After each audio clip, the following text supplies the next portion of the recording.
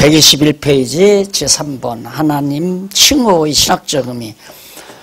하나님을 드러내기 위한 이름이기 때문에 그 이름 안에 의미가 담겨져 있죠.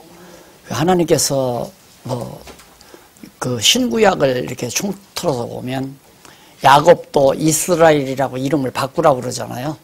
그렇게 또 더러더러 계명을 시켜주는 그런 일들이 들었습니다. 그 의미가 부여되는 얘기거든요. 그래서 하나님의 이름에 분명한 어떤 신학적 의미가 담겨져 있다. 그래서 그 밑에 두 번째 문단 위에서 10번째 줄바꾼 데 보시면 하나님의 보통 명사인 엘로와 엘로힘, 엘리온 이라는 이름은 모두 하나님의 서술적인 엘샤다이, 아도나이, 츠바오트, 이건 서술명사고 아까는 보통명사고, 그리고 라는 이름과 밀접하게 관련되어 동일한 구약 신학적 의미를 가지고 있다. 그러니까 보통명사가 가지고 있는 그 이름과 서술명사가 가지고 있는 이름이 상당히 밀접한 관계를 지니고 있다. 그럴 수밖에 없잖아요.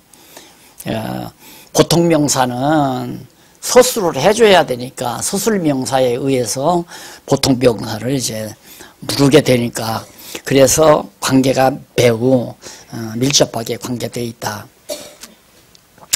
그리고 그 밑에 제일 밑에서부터 세 번째 줄, 하나님의 보통 명사들은 대부분이 하나님의 우주적인 능력으로 우주와 만물을 창조하시고 그 다음 섭리하시며 주관하시고 다스리시는 그런 사역을 배경으로 해서 붙여진 칭호들이다. 하나님의 사역, 보통 명사들이 대부분 다. 그리고 물론 이제 그 서술 명사는 이쪽 내려와 보면 122페이지 위에서부터 한 15째인가 4번째인가 줄바꾼데 두 번째 문단 따라서 하나님의 서술 명사인 엘샤다이, 아도나이, 츠바오트 이 세 개의 서술 명사와 같은 호칭들도 보통 명사들과 같은 신학적 의미를 가지고 있는데, 다만 서술 명사는 구약 성경 안에 계시된 하나님의 속성들을 부분적으로 서술하여 보통 명사와 구별해서 부르는 이름일 뿐이다. 그러니까 보통 명사에서 표현하지 못한 속성, 하나님의 속성 이런 것들을 이제 서술해서 이름으로 붙였다. 그래서 비교적 보통 명사는 하나님의 그 존재 자체, 존재라기보다도 그 하나님의 본질을 설명하는 얘기가 이 본체를 구성하는 명칭으로 많이 사용하고 있고요. 그다음 서술 명사는 그 하나님의 사역 하시는 일을 중심으로 해서 사역하기 때문에 아주 관계가 없을 수가 없죠. 밀접한 관계가 있을 수 있죠. 그래서 마지막으로 이쪽 123페이지 제일 위에 보면 마지막으로 하나님의 고유명사인 여호와라는 칭호의 신학적 의미에 대한 연구만 남아있는데, 비록 하나밖에 없는 하나님의 고유명사지만은 이 칭호가 가지고 있는 구약 신학적인 의미는 구약 성경 내용 전체가 계시하고 있는 신관을 바탕으로 하고 있다. 이건 뭐 그냥 읽으면 쉽게 목사님 다 이해할 수 있는 일이 왜 지금까지 계속해서 강론에서도 나오고 지금 앞에서도 언급을 했기 때문에. 그래서 오죽하면 기념칭호라고 나오잖아요. 밑에서부터 6째 줄 앞부분에 보면 여기서 기념칭호라고 하는 말은 여호와라는 이름이 하나님을 기억하여 생각하게 하는 이름이라는 뜻이다. 기념칭호. 여호와라는 이름은 하나님을 기념하는, 기억에서 생각하게 하는 그런 칭호가 여호와라는 고유명사에 담겨져 있다. 당연히 우리는 이제 망령되 일컬을 필요가 없죠. 왜? 여호와하면 우주와 만물을 창조하신 신, 그리고 특별히 이스라엘 민족의 역사를 주관하신 신, 그래서 열조에게 언약하시고 언약대로 그대로 성취해 주신 신, 그를 통해서 메시아 보내실 걸 언약하시고 예수를 메시아로 그리스도로 보내신 하나님의 이름이 여호와다. 이것을 배경으로, 이것을 생각하면서, 기억하고 생각하면서 여호와라고 부르면 망령되 일컫는 것이 아니죠. 그런데 그런 생각 없이 그냥 말만 여호와 여호와, 그래서 너희가 입술로 주여 주여 한다고 다 천국 가는 게 아니다. 그 말은 아무것도 모르고, 그러니까 이스라엘 민족의 역사도 모르고 하나님의 창조의 역사도 모르고 예수 그리스도 사건도 모르고 신구약 성경에 기록된 말씀도 모르고 그냥 여호와라고 이름만 부르는 것은 의미가 없는 거고, 그것은 아무런 효력이 없는 거다. 입술로 주여 주여 한다. 이 주여 주여란 말이 여호와여 여호와여 그 말이거든요. 입술로만 여호와여 여호와여 안 된다는 얘기. 그래서 아마 지금까지 이제 강론을 공부하거나 성경을 공부해 오신 분들은 망령되 일컬을 염려는 없을 거예요. 그래서 가장 이제 결론적으로 오늘 언어학 이 명칭의 신학적 의미를 살피면서 여호와라는 이름이 매우 참 중요하구나. 그게 성경의 주제고 구약의 주제고 신구약 성경의 주제예요. 그러니까 예수가 그리스도라는 말은, 그리스도는 예수가 그리스도라는 말은 신약의 주제인데 간접 주제예요.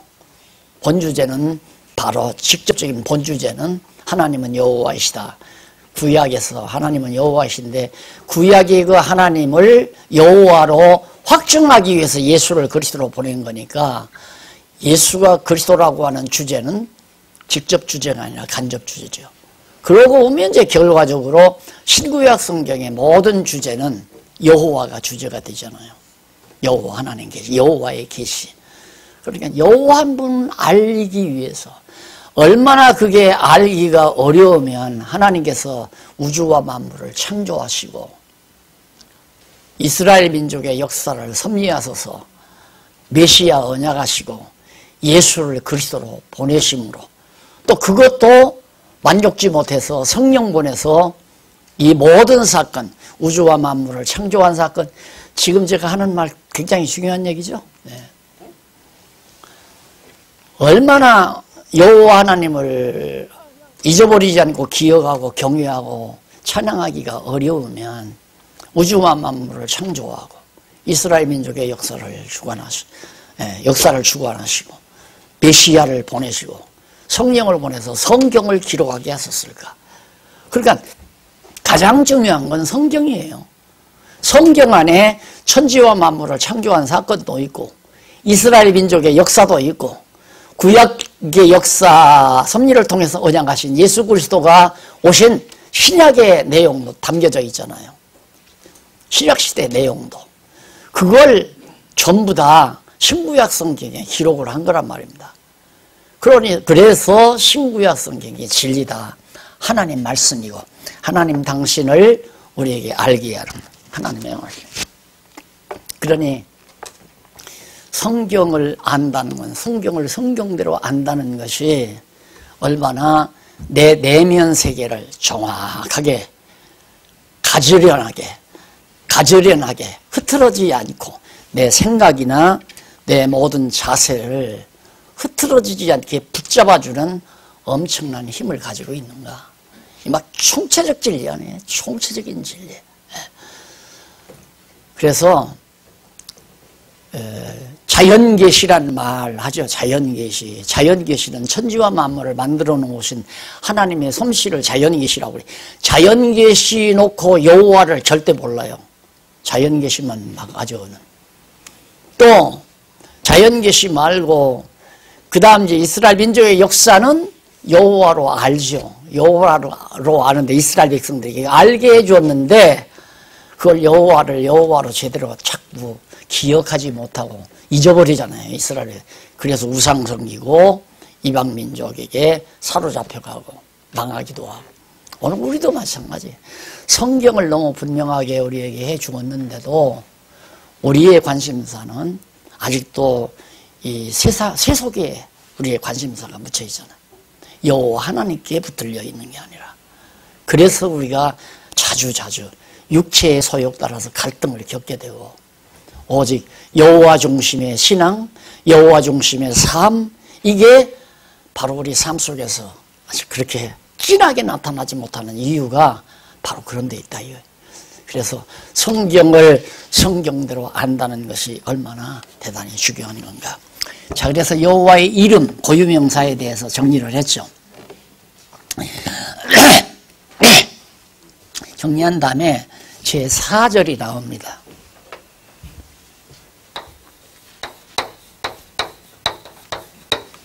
제 4절 구약신학의 주제입니다.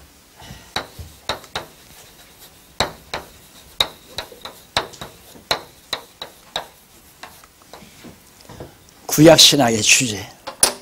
당연하잖아요.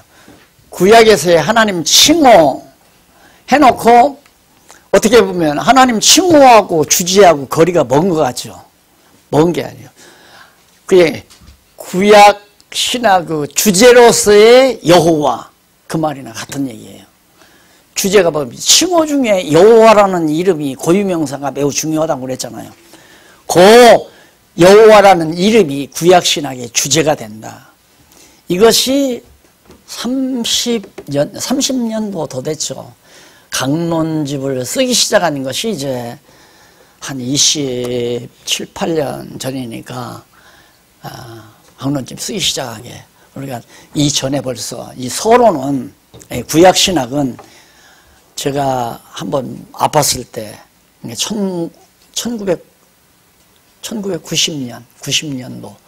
90년도에 신약신학을 못 쓰고 90년도에 이제 구약신학을 쓰고서 제가 아팠거든요.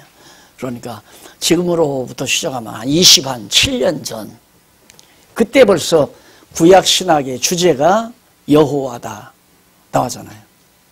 그러니까 이걸 이걸 이제 성경을 강의하면서 이걸 강의를 써가지고 이제 여름 사경이 때 한번 강의를 했단 말입니다. 근데 한번 듣고 성도들은 까바닥하게 잊어버리는 거죠. 그러면 나는 이제 교회 와서 목회한다시고 주일날만 나가서 그저 겨우 한 40-50분 강의하고 끝나고. 그리고 우리 교회는 뭐 3-4일씩 2박 3일씩 3-4일씩 성경 사경에도 별로 안 했잖아요. 대치동 초기에는 더러 했어요. 대치동 초기에는 뭐 전도 강연, 전도 집회도 하고 해서 성경적 기독교도 막 단숨에 끝내고 그랬는데, 그뒤로부터는 내가 한다면 잘 안 보이니까, 우리 목사인데 뭘 보고 다음 주일날 또 들을 건데, 그러니까 안 나온단 말입니다. 잘 하지도 않고 바쁘다고. 그러니까 주일날만 하다 보니까 이런 얘기가 나갈 시간이 없잖아요. 그렇게 예를 들어서 마태복음 1장에서 한 1장 정도 강의하고 끝내고 2장 정도 강의하고 끝내고 그러니까 성도들은 계속 단편적으로 들으죠. 파편적으로 들은단 말입니다. 이게 논리적으로 연결되는 것도 아니고. 그러나 듣다가 보면 마음이 편안하게 해주는. 그래서 뭐가 마음이 편안한가? 예를 들면 돈 벌어서 연보하기가 영 찝찝한데 하려고 했는데 지난번 안 했다 이거. 늘 깨림하잖아요. 지난 주일날 오려고 했는데 막 자꾸 구경 가자고 해서 남편이 가자고 해서 교회 안 오고 딴 데 갔다. 마음이 깨름하다 이거예요. 그런데 내가 안 내도 된다고. 내기 싫으면 안 내도 되고, 그 다음 오기 싫으면 안 와도 된다고. 그런 말이 속속 들어오는 거예요. 이제 성도들에게는. 지금 내가 그 뒤에 가만히 생각해 보면 내가 잘못 가르쳐도 보통 잘못 가르친 게 아니다. 그래서 은퇴하자마자 내가 잘못 가르쳤습니다. 잘못했습니다. 강의한 거거든요. 이렇게 가르쳤어야 돼요. 아마 지금 목사님들, 장로님들, 권사님들 지금 막 아주 그냥 머리가 상당히 맑아질 거예요. 지금 이 강의를 들으면서.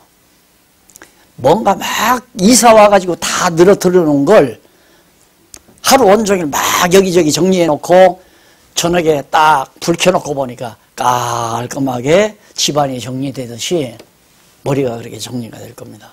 얼마나 간단해요.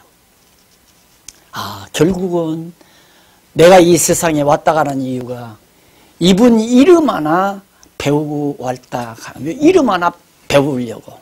그렇게 그만큼 중요하기 때문에 우주 만물을 창조했다니까요. 그걸 가리키기 위해서. 우주 만물을 창조하고, 그리고 이스라엘 민족의 역사 구약을 하나님이 섭리하시고, 구약. 그 다음 구약의 언약대로 신약 예수를 보내시고, 그리고 그것도 역사 섭리로 그것도 만족이 못하니까 성령 보내서 창세기부터 이 세상 종말 때까지 섭리하실 내용까지 전부 성령을 통해서 기록하게 만드시고. 왜? 이분 여호와라는 이름 하나 확실히 깨닫고 살다가 하나님 나라에 가서 할렐루야 찬양 부르게 하기 위해서 다 정리됐잖아요. 우주의 존재의 의미, 창조의 목적, 역사의 의미, 뭐 모를 것 없지요. 제 자랑 같아서 죄송한 얘기지만 어떤 분이 나한테 그러더라고요. 목사님은 어떻게 그렇게 전공, 여러 가지 전공을 그렇게 깊이 있게 다 하셨습니까? 그러더라고요. 이게 강의를 들어보면 모르는 게 없이 막 얘기를 한다 이거예요. 근데 나는 지금 말씀드린 그거예요. 그 속에서 다 나오는 거예요. 하나님이 천지 만물을 왜 창조했나? 이분을 알게 하려고. 하나님이 구약을 왜, 구약 역사를 왜 섭리했나? 그게 구약 신약 아니에요? 왜? 여호와 알게 하려고. 신약은 왜? 여호와 확증시키려고. 성경은 왜? 여호와 한 분 깨달아 알고 경외케 하려고. 얼마나 간단해요. 그 안에 다 나와요. 전부 모든 문제가 전부가 다. 그래서 구약신약의 주제하면 제목이거든요. 구약의 제목. 그래서 뭐 다 아시지만은 지금 가장 우리 개신교가 겪는 문제 중에 하나가 사실 문서설입니다. 이번에도 한작년에 갔더니만 막 그 대표회장님 설교하면서 야, 성경에는 하나님의 말씀도 있고 사람 말도 있다. 이렇게 가리킨다 이거야. 근데 그런 정도가 아니잖아요, 지금. 성경을 하나님의 말씀으로 안 받아들여요. 그러니까 다 우맹이를 만들어 놓는 거죠. 성경이라야 다 해석이 되는데, 성경이라야. 그런데 성경이 하나님 말씀이 아니라고 하는 건 전부 다 우맹이를 만들어 놓고 자기들이 마음대로 좌지우지 무지하게 만들어 놓고 움직여 가려고 하는 거죠. 그래서 정말 성경이 하나님 말씀이라고 말한다고 해서 되는 게 아니거든요. 말을 한다고 성경이 하나님 말씀이 아니다. 어떻게 천지 만물, 이스라엘 역사, 신약의 역사, 또 신구약 모두가 다 여호와 하나님의 이름을 드러내기 위한 것이라고 하는 말로 귀결이 가능하냐 이거예요. 다시 말해 논리적 귀결이 가능하냐? 불가능하잖아요. 천하법사도 그렇게 못해요. 사람으로는 할 수가 없다 이 말입니다. 성경이니까 그렇게 전부 종합적으로 오직 여호와 하나님 이름 높이시려고. 그의 이름이 광대하시도다. 말하니까 생각이 납니다만은 얼마 전 제 생일이 지나갔잖아요. 지나갔는데 밖에 나가 있는 놈, 큰 유소년 놈이 이 카드를 하나 써가지고 아이팩에다가 보냈더라고요. 보냈는데 몇 할아버지 성경 이야기도 잘해주시고 재미있는 이야기도 잘해주고 뭐 보고 싶고 뭐 어쩌다가 몇 줄 써놓고는 밑에다가 성경 구절을 하나 132편인가 어디를 하나 썼는데 여호와를 찬양하라. 그의 이름이 그의 인자하심이 영원함이로다. 그러면서 그걸 하나 써놨어요. 그걸 내가 읽고 나니까 지 엄마가 아빠 그거 내가 안 일러줘서 지가 찾아 쓴 거야 그러더라. 아 네가 성경 공부 잘 시켰구나. 네. 정말 큰 선물이더라고요. 야 이게 이제 10살짜리가 여호와의 이름을 잘 배웠구나. 여호와를 찬양하라. 그의 인자하심이 영원하미로다 하고 딱 써서 보냈어요. 그걸 읽는 순간 온몸이 그냥 후훈해지더라고요. 예. 정말 여호와를 안다는 것만큼 그래서 지식의 근본이고, 안 그래요? 그게 여호와를 아는 것이 지식의 근본, 지혜의 근본이고. 그 이상 더 알아야 될 이유가 있어요? 알 거 있어요? 그 이상 더 알아봤대차 머리만 복잡한 것들, 해답도 없는 것들이고. 절대 해답 없어요. 어떤 지식도 해답이 없단 말입니다. 왜라고 하는 답을 쓸 수가 없어요. 왜라고 하는 걸. 당장 너 왜 태어났어? 내가 그걸 어떻게 알아? 아무도 모르죠. 내가 언젠가 말했잖아요. 아주 잘났다는 아버지가 시집간 딸한테 편지를 써서 보내기를, 혹시 이제 딸이 애 낳고 우울증 환자가 될까 봐서 그랬는지, 얘야 너 살다가 인생은 왜 살아야 되나, 이런 질문 하지 말아라. 그런 질문을 가지지 말아라. 왜? 지금까지 거기에 대한 대답을 한 사람이 없단다. 왜? 답이 없는 걸 왜 묻고 사느냐 이거야. 그냥 살아라 이 말이야. 즐겁게. 그래서 경제가 발전되면 쾌락주의로 떨어지는 거예요. 지금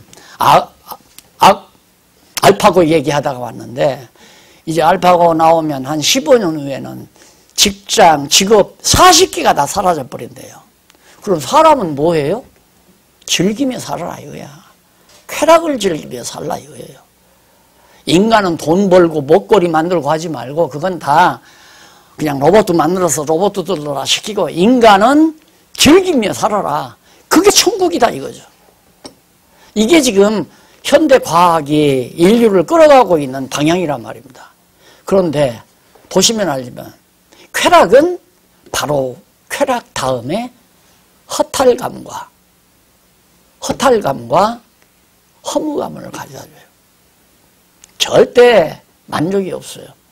그러니까 도수가 더 깊어야 돼요. 이제 도수가.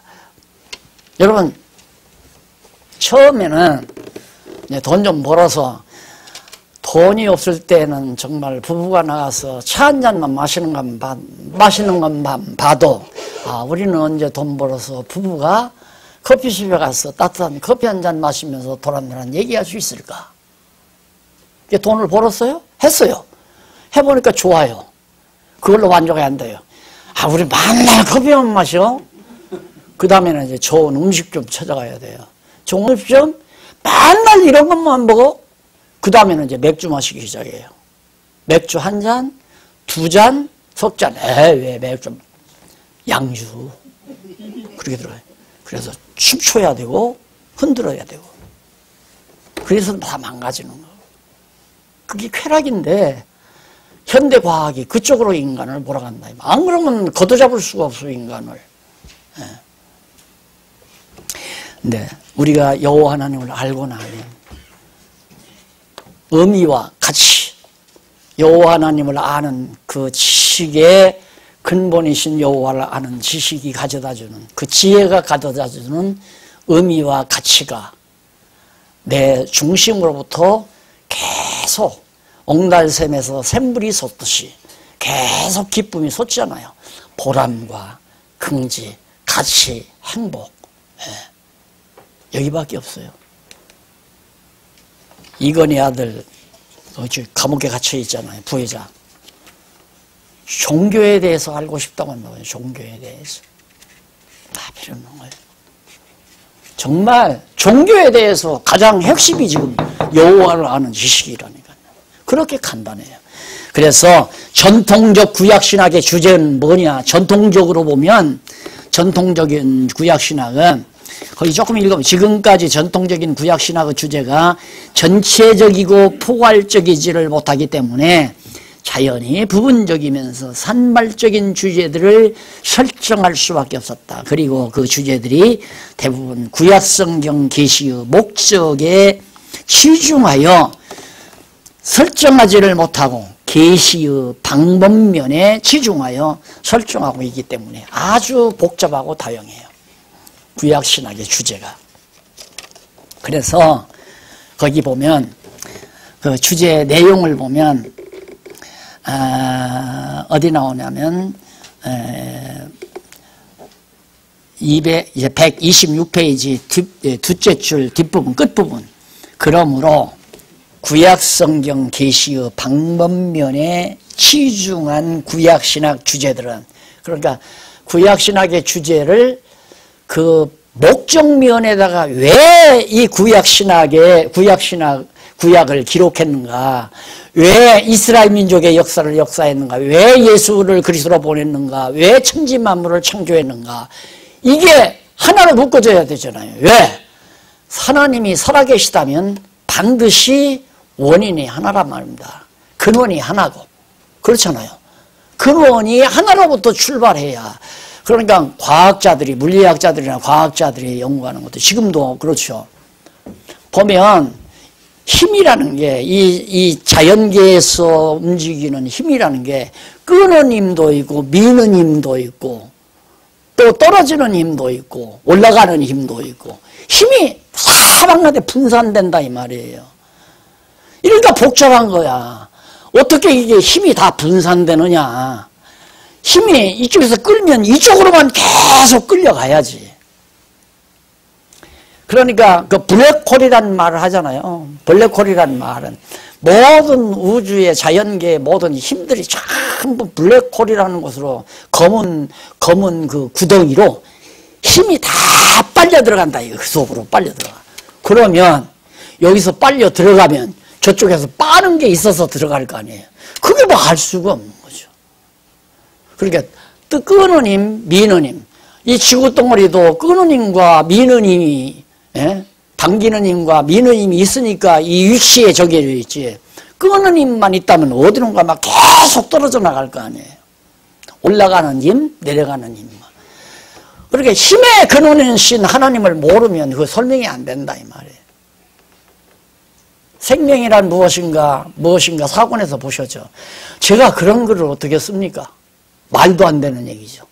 물리학에서도 우주과학자들도 생리학자들도 생명이 무엇인가를 설명을 못하는 걸 제가 그걸 어떻게 쓰느냐 이거예요. 성경 알면 윤곽을 잡아요. 왜? 생명의 근원이 하나님이시기 때문에 하나님은 시공의 제한 안 받아요. 위치의 제한도 안 받고 저쪽에서 끌든 이쪽에서 끌든 위에서 끌든 밑에서 잡아당기든 얼마든지 생명의 근원이신 힘의 근원이신 하나님이 그렇게 해서 우주의 질서를 하나님만이 그걸 조종을 하지 누가 그걸 조종하겠느냐. 그렇게 정리되니까 맞다. 확신이 오는 거죠. 하나님 아니면 불가능하다. 욥기서에 보면 여러분 북두칠성도 이렇게 있죠. 북두칠성 이렇게 해서 북두칠성이 이렇게 하나 둘 7개 아니에요. 이 칠성이 있는데 이게 하나로 엮어져 있어요. 이게 우리는 하늘의 별들이 따로 각각 이렇게 있다고 생각하잖아요. 그게 그런 게 아니에요. 이게 하나로 엮어져 가지고 이게 단체로 돌아가요. 단체로 요대로 요 모습 요대로 단체로 돌아간다. 그게 어떻게 가능하냐 이거야. 욥 너 아느냐? 하나님께서 욥한테 욥 네가 이거 아느냐? 이거 어떻게 누가 이랬는지 너 아느냐 이 말이에요. 만물의 근원이신 하나님을 안다는 것, 생명의 근원이시고 힘의 근원이시고 빛의 근원이신 하나님 여호와를 안다는 것만이 우리가 이 세상을 사는 의미도 역사도 모든 문제의 해답도 얻을 수 있는 도구다. 그래서 여호와를 아는 것이 지식의 근본이다. 이렇게 근원적인 주제를, 신학의 주제를 그렇게 근본적인 걸 찾아야 되는데 그걸 못 찾으니까 방법적인 것을 찾다 보니까 방법은 다양하잖아요. 다양하니까 이렇게도 말하고 저렇게도 말하고 이렇게도 말하고 저렇게도 말하고. 그래서 거기 보면 이러한 125페이지 위에서 5번째 앞부분, 어떠한 학문이든지 부분적인 지식은 아무런 생명력을 가지지 못한다. 그런데 전통적인 구약신학은 부분적인 지식을 얻게 하는데 그치고 있다. 이에 대한 예를 들면 구약에 나타난 계시 내용을 그 방법적인 것에 따라 기원론, 이게 이제 구약신학, 일반 전통신학에서 구약신학이라는 게 있어요. 학문이라는 게 구약신학. 그럼 구약신학이라는 책을 아마 여러분들이 서점에 가서 구입해서 딱 보면 제목 먼저 기원론, 이 세상이 어떻게 만들어졌을까, 그 기원론을 연구하는 그런 파트가 나와요. 한 파트. 따로따로 보면 기원론을 비롯해서 그 다음 원시시대와 홍수, 전후시대, 원시시대는 인간들이 어떻게 살았을까, 이게 이제 뭐가 만나느냐면 일반 학문과 만나는 거예요. 세속학문과 원시시대, 선사시대 뭐 이런 거 다 나오잖아요. 그런 걸 바로 구약성경에서 찾아가지고 그걸 연구하는 걸 소위 구약신학의 주제로 삼는단 말이에요. 그러니까 주제가 여러 가지죠. 기원론, 그 다음 원시시대, 그 다음 홍수 이전 시대, 이후 시대, 뭐 이런 식으로 아브라함 시대 및 모세 시대와 예언 시대라는 주제 등으로 구분하여 설명하고 하나님의 신과 영혼 불멸 사상, 이런 것도 설명해요. 하나님의 신, 영혼 불멸 사상, 그리고 메시아 예언, 그 다음 관한 주제 등으로 구약신학의 연구 주제들을 삼고 있다. 그러니까 공부해봤댔죠? 이런 내용 하나, 이런 내용 하나, 이런 내용, 이게 이제 머릿속에 막 다 하나도 정리가 안 된, 서로 연결되거나 정리가 안 된 상태에서 다 들어있는 거예요. 그래서 뽀그럭뽀그럭한 거죠. 이게 생명력이 없어요. 이게 연결이 돼야 무슨 논리든지. 나는 그렇게 생각해. 난 학자는 대단한, 학자는 아니지만 학문이라고 하는 것은 가장 근원을 못 찾으면 안 된다. 어떤 원초, 가장 근원을 찾아서 모든 학문적 이론이 그걸로 연결이 돼야 한다, 이 말이 전부. 자, 이건 과학이고 이건 철학이고, 그리고 이것도 이렇게 연결이 돼서 전부 논리가 차단이 안 돼야 진리로 그것이 정리가 되지. 이게 없으면 여기서 따로 시작하고 여기서 따로 시작하고 여기서 따로 시작하고 이렇게 하다 보면 머리만 복잡하고 나중에는 헷갈린단 말이에요. 그게 자기 멋대로 얘기하는 거예요. 자기 멋대로. 그러니 우리가 모든 이 구약신학의 주제뿐만 아니라 이게 이제 성경의 주제로 한 가지가 아니에요. 이걸 알았다고 하는 것은 천지만물을 창조하신 하나님의 목적을 알았다는 얘기고, 구약의 역사를 섭리하신 구약의 역사서와 시가서와 선지서, 이런 모든 내용의 목적, 그 다음 예수 그리스도를 이 세상에 보내신 목적, 성령을 보내서 신구약 성경을 기록하기 하신 목적을 안다는 얘기예요. 우리 성경신학은 이렇게 간단 명료하고 분명한데 전통신학에서 그걸 못하니까 지금까지 헷갈릴 거예요. 2000년 동안. 종교개혁이 500년 동안도 이거 한대예요, 한대. 그러니까 성경 하나님 말씀 아니, 저들이 모르니까. 성경 모르면 모른다고 그렇게 말을 하면 얼마나 정직해요.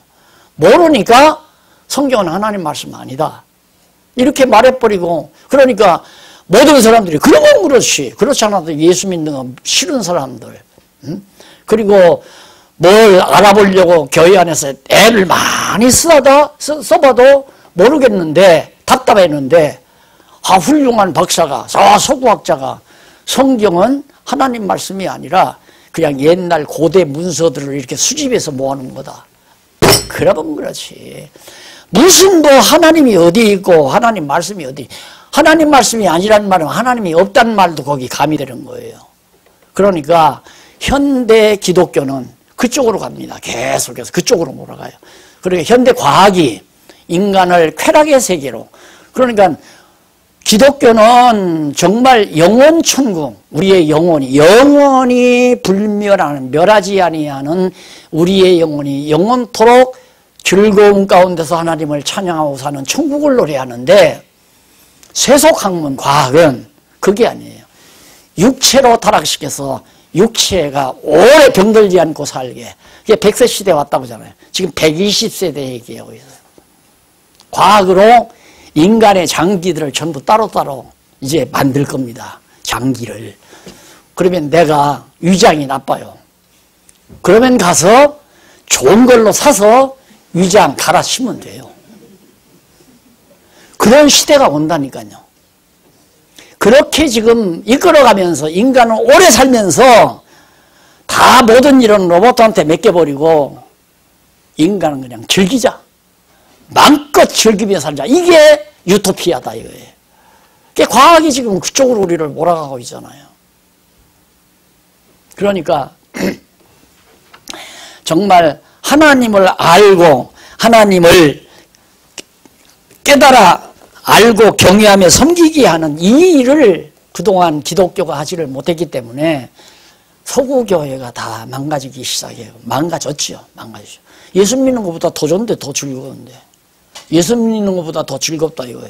예수 믿으면 병 안 낫는데 의료보험 들어서 약간 뭐 찌릿하다 병원에 가면 깨끗하게 낫게 해준다. 그러니까 교회가 안 되는 거죠. 그래서 이런 답답한 기독교 현실을 아는 사람은 알죠. 그렇게 알아도 대안이 없으니까 포기해버려요. 이건 아닌데 그럼 뭐예요? 아니다고 하면 뭐예요? 대안이 없는데. 이거에 대한 이렇다라고 대안을 제시할 수 있어야 지금 내가 이렇게 말하듯이 전통신학의 구약의 주제는 엉터리입니다 라고 말을 해야 되잖아요. 근데 말을 못한다 이 말이에요. 왜? 대안이 없는데 어떻게 말을 해요? 그런데 나는 하려니까 지금 열이 솟잖아요. 그 말을 하려니까. 대안이 너무 분명하니까. 그러니 이 심정을 누가 쉽게 알아주느냐 이거예요. 이걸 알면 뜻이 모아지고 생각이 모아지고 삶이 모아지고 행동이 모아지고 그래서 일이 되는 거 아니겠어요? 내가 한작년 가면 좋은 게 뭐냐면 나보다 한 살 위에요. 대표회장이. 근데 뜨겁기는 나보다 더 뜨거워. 그러니까 그 가만히 보니까 우리가 가는 신문을 꼬박꼬박 다 읽으시는 거예요. 이분이. 계속 그냥 신문이 가요. 근데 요즘에 인터뷰 기사가 나가잖아요. 교회 개혁에 대한 인터뷰 기사.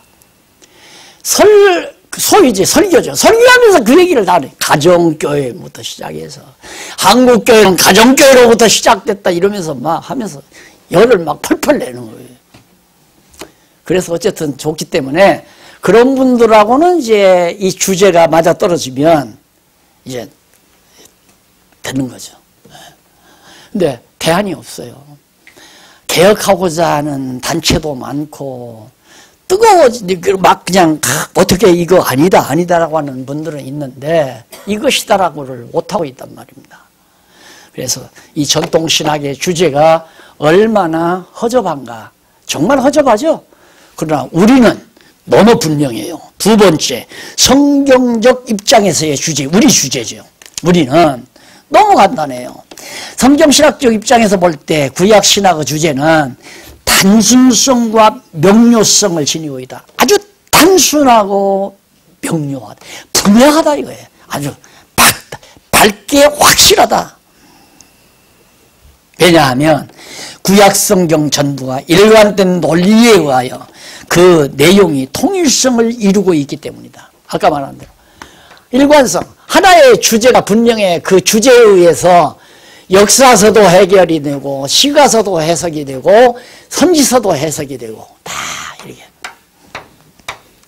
전부 다 연결이 돼 있잖아요.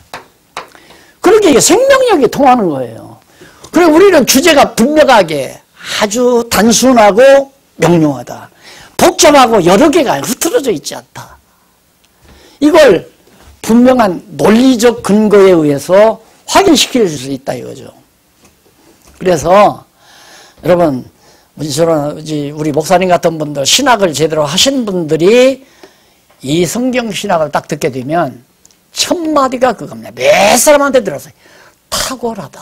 그 말이에요. 탁월하다. 탁월하다는 말은 보편성에서 뛰어난다 이 말이에요. 탁월하다. 탁월하죠.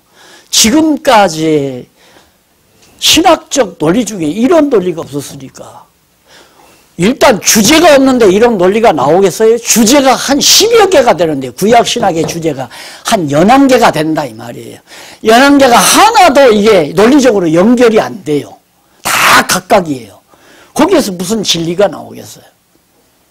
그런데 우리는 하나의 주제 밑에 깔끔하게 구약성경 전체가 한 일관된 논리로 쫙 정리가 되기 때문에 들어보면 탁월하다.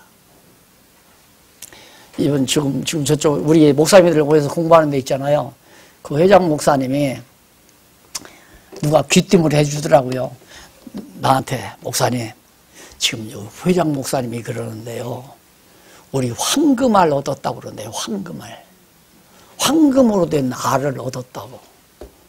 그냥 알아본다니까요. 그게. 그러니까 지금 우리 목사님 장로님들 권사님들 이렇게 앉아서 들으시는데 우리가 이게 황금알인지 무쇠알인지 그러면 흙덩어리 알인지 그걸 분간을 못하면 비교 감각이 없으니까 그래서 내가 전통적인 구약신학의 주제를 말씀드리니 비교해 보라고. 이건 10개예요. 이 전통은 한 10여 개가 돼요. 그러니까 이게 논리가 없어요. 다 흐트러져 있어요. 그러니까 뭐가 뭔지 모르는 거죠. 우리 성경신학은 딱 하나예요. 아주 단순하고 명료해요. 단순한데 뭐가 하나. 그러니까 제가 이 성경을 연구할 때 몇 장부터 1장부터 5장까지를 이걸 딱 범주를 정했잖아요. 그럼 여기 제목을 쓴다 이 말입니다. 제목을 딱 달았는데 이 범주 안에 있는 내용이 이 제목과 관계가 없으면 안 써요. 쓸 수가 없어요. 그렇죠. 만약에 여기서 하나 관계가 없는데도 어물어물 써버리면 이것이 여기에서만 끝나는 게 아니라 다음에 모두에게 다 여파를 미쳐버려요. 그러니까 1장에서 5장까지의 주제를 쓸 때 여기에 다양한 10개 내용, 20가지의 내용들이 쫙 있다 할지라도 이 내용들이 이 제목과 잘 쫙 연결이 될 때 맞다. 그리고 쓰는 거예요. 그래가면서 쓴 것이 지금 여러분들이 보고 공부하는 성경 강론집입니다. 그냥 슬슬슬슬 한 게 아니에요. 이걸 찾아서 이거 아니면 이거 명료하지 않으니까 이거 아니면 명료하지 않다 이 말이에요. 명료하게 주제가 밝혀져야 되니까. 그래서 성경적 입장에서는 아주 단순하고 명료. 다 아시는 거. 여호와 하나님의 이름이 바로 계시다. 그런 내용. 그래서 밑에 두 번째 문단 127페이지 구약성경을 표면적으로 얼핏 살펴보면 목적과 의미가 서로 다른 내용들의 편집물로 보여지게 되어 있다. 그러니까 편집설, 그러니까 문서설자, 지금 현재 최고의 학자들이 기독교에 잘났다고 하는 예일이나 옥스퍼드나 하버드 출신 그런 대단한 신학자들이 주장하는 내용이 뭐냐면 성경을 겉하는 거대. 겉하라. 겉으로 수박을 겉에만 핥아 보니까 아무 맛이 없잖아요. 그러다 보니까 야 성경에는 이런 말 저런 말이 잔뜩 들었다. 그걸 내가 어디 가서 확인했느냐면 일본 도쿄대학에 기독교대학에 갔잖아요. 얼마 전에. 저는 다닐 때 목적이 분명해요. 그 기독교 대학에다가 언약사 이 언약사에 대해서 토론하기 위해서 미리 보냈어요. 거기 기독교 대학이니까 일본 가까웠고 마침 또 일본 지교에서 한번 왔다 가라고 해서 다니는 김에 거기를 들렸거든요. 근데 언약사니까 구약의 언약사니까 구약학자가 나올 거 아니에요. 근데 도쿄대학에 기독교 대학에 구약 신학자가 하나 있는데 어디 출신이냐면 하버드 출신이에요. 하버드 신과 출신. 딱 나와서 하는 얘기가 말을 해요. 딱 하는데 아담이냐, 그 다음 노아냐, 그 다음 아브라함이냐, 그 다음 모세냐, 그 다음 다윗이냐. 이 5개의 언약을 다 얘기하더라고. 오, 성경을 많이 보기는 봤구나. 그런데 이 언약이 각각 다 다르다 이거예요. 언약 내용이. 성격도 다르고 내용도 다르고. 그래서 어떻게 이것이 연결이 되는지 아직은 모른다. 그 말은 뭐냐면 지금 다양한 주제별로 언약을 연구한 거 아니에요. 주제별로. 우리는 이 언약이 너무 하나로 연결이 되잖아요. 결국 그대로 아담도 장차 오실 자의 예수 그리스도, 노아도 구원의 방주로서의 그리스도의 표상, 아브라함도 언약자로서의 그리스도의 표상, 모세도 율법은 내게 대하여 증거한 것이라 예수 그리스도에 대한 표상, 다윗 만왕의 왕 되신 그리스도에 대한 표상. 그 말을 내가 일어나서 그 멘트만 딱 했어요. 길게 얘기하려니까 내가 영어도 아니고 내 말로 하면 영어로 번역을 해서 해야 하니까 시간이 많이 걸려요. 그 멘트만 딱 하니까 이 구약학 교수가 깜짝 놀라는 거예요. 우리는 그리스도로 다 이게 하나로 엮어져 버리잖아요. 여기에서 다 이어지잖아요. 그리고 이렇게도 이어져요. 이렇게도. 이렇게만 이어지는 게 아니라 이렇게도 이어진다. 이 말. 자, 아담 언약을 했어요. 3대 언약. 이루어지기 전에 아담이 타락했어요. 타락한 자들이 생육하고 번성해서 다 타락했다며. 어두워. 죄가 관영이에요. 그러니까 하나님께서 다 전부 물로 심판해버리고 노아의 8 식구만 남아. 여기는 아담 부부만 남기지만 여기는 한 가정을 남겨요. 가정 남겨서 여기다도 3대 언약을 해요. 이 3대 언약은 타락세상에서 이루어질 거예요. 그 말은 뭐냐면 아담에게 한 언약, 아담이 타락했어도 노아에게 언약에서 이렇게 이루어 주듯이 내가 아담 언약은 잊어버리지 않고 반드시 둘째 아담 예수님 보내서 이룬다. 그거에 대한 하나님의 말씀이에요. 그러니까 노아에게 언약에서 노아의 언약대로 역사가, 이 세상 역사가 노아에게 한 언약대로 지금 다 이루어지는 거거든요. 그리고 어저께 트럼프하고 중국의 누구야? 중국 총리하고 만났잖아요. 그게 뭐냐면 야베세 후손하고 지금 세미 후손하고 만난 거예요. 그럼 거기서 어떤 일이 벌어지겠는가? 트럼프는 이 중국을 자기 파트너로 끌어들이고자 하는 계획을 가지고 있는 거예요. 우리 같이 하자. 같이 해서 이 세계를 우리가 지배하자 이거 아니에요. 그러면 중국의 누구야? 그 사람이 머리가 나쁜 사람이 아니잖아요. 내가 너한테 먹혀 들어가면 나는 이용당한다. 그거 왜 몰라요? 그거 되겠어야 안 되지. 너 그거 안 할 테면 네가 만약에 북한 김정은이 이놈 안 하면 내가 할 거니까 그만 너 손 떼라 이 말. 그리고 지금 막판 싸움은 하는데 어떻게 지금 결론할지 말. 이것이 바로 뭐냐. 하나님께서 노아에게 했던 언약을 지금 살고 있는 우리 시대에 이루어 가시는, 지금 야베세 후손과 세메 후손이 지금 격돌하는 거 아닙니까? 갈등을 겪는 거예요. 이게 넘어가려니까, 분수령을 넘어가려니까, 야베세 후손에서 세메 후손으로 넘어가려니까. 그런 것들이 다 뭐냐. 하나님 아담에게, 그건 뭐 이후의 언약이지만 아담에게 한 언약을 반드시 이룬다는 것을 알려주기 위해서 노아 가정을 택해서 언약, 3대 언약이에요. 여기도. 그 다음 아브라함을 불러들이잖아요. 아브라함을 불러들이면 노아는 세상 끝날까지, 예수님 오실 때까지 이루어질 일이니까 너무 길지 않아요. 그러니까 또 축소를 해요. 그래서 한 족속을 택해서 셈의 손 가운데서 아브라함을 선택해서 3대 언약 해가지고 이루시는 가운데, 그 이루는 가운데 모세를 통해서 한 언약은 이스라엘 민족 역사에서 이루어질 언약이에요.